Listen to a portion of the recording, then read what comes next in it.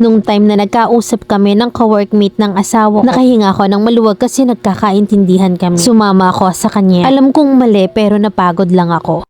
9 years na kami nagsasama ng husband ko at meron kaming 2 anak. Okay naman kami, masaya, kontentos kung anong meron at kung anong nandyan. Good provider naman siya. Ang problema ko lang sa kanya, hindi ako mapagtanggol sa side niya. Lalong-lalo na sa parents niya. Kaya sumama ang loob ko na kahit kasi mga anak ko, minumura ng biyanan kong lalaki na akala mo'y hayop kung murahin nila na sobrang lutong at wagas. Nung una naman ay okay kami ng parents niya. Mabait sila pero nung nakasama ko na sa iisang bahay, dun ko nakita yung lahat ng ugali ng side niya. Hindi ko rin alam kung bakit sila nagagalit sa akin. Kahit na nga hindi ko naman talaga sila inaano. Naghalo-halo na yung emotion ko. Hanggang sa nag-away kami ng kapatid niyang babae at itinapon ng kapatid niyang babae yung lahat ng damit ko sa labas ng bahay. Sa loob ng 9 years, puro hirap at sakripisyo ang ginawa ko. Pamilya at mga anak ko ang naging buhay ko. Taong bahay lang din ako na halos hindi nga ako lumalabas ng bahay. Ngayon nga may nakilala ako, isang guy, naka-workmate pa ng asawa ko. Napaghihingan ko siya ng sama ng loob kasi wala akong mapagsabihan at mapagkwentuhan. Yung asawa ko kasi wala man lang siyang pakiramdam. Hindi man lang niya ako maisip. Kaya nung time na nagkakausap kami ng ka-workmate ng husband ko, nakahinga ako ng maluwag kasi nagkakaintindihan kami. Iintindihan niya ako. Hanggang sa umamin siya sa akin na gusto niya na maging kami. At naging kami nga ng patago at inabot yon ng ilang month. Inamin ko rin naman yon sa asawa ko at tinaray naming ayusin. Pero mahal ko na yung guy. Na yung asawa ko ay hindi ko naman na ganun kamahal. Kaya nag-decide ako makipaghiwalay at sumama ako dun sa lalaki. Alam kong mali kasi nadala lang naman ako. Naghahanap kasi ako ng pagpapahalaga. Ngayon nga ay naguguluhan din ako. Kasama ko na yung lalaki na akala ko'y mahal ko. Kasama ko siya pero yung husband ko yung laman ng isip ko. Laging nasa isip ko na gusto ko magsimula ulit kami ng asawa ko. Ang kaso hindi ko na alam kung paano ako makakawala sa kasama ko ngayon. Naguguluhan ako, nahihirapan sa araw-araw at inaatake na ako ng stress and anxiety. Alam kong mali pero napagod lang ako. Tao lang ako na naghahanap ng magpapahalaga sa akin. Gusto ko lang humingi ng real talk advice para maliwanagan ako. Kung dapat ko bang iwan yung kinakasama ko ngayon at ayusin ko na yung pamilya ko. Letter sender, Christine ng Manila.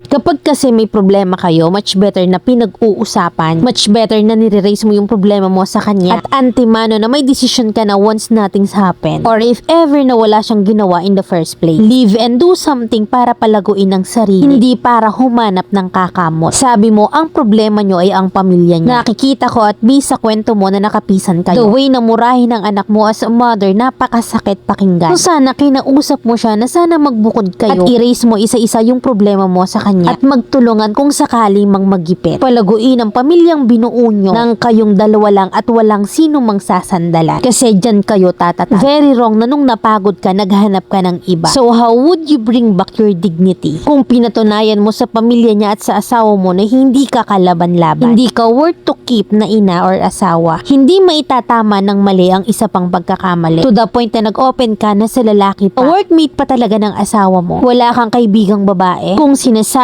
mo na good provider ang asawa mo, so masipag magtrabaho. Grabing kahihiyan sa workplace niya yon. Kalat na iniputan mo sa ulo. Panindigan mo na lang yung desisyon mo. Kasi kung babalik ka, yung impyernong naranasan mo noon, siguradong tripling impyernong ibabalik at ibibigay sa'yo ng pamilya niya. Pinili mo siya, pinili ka niya, magtiisan kayo pareho.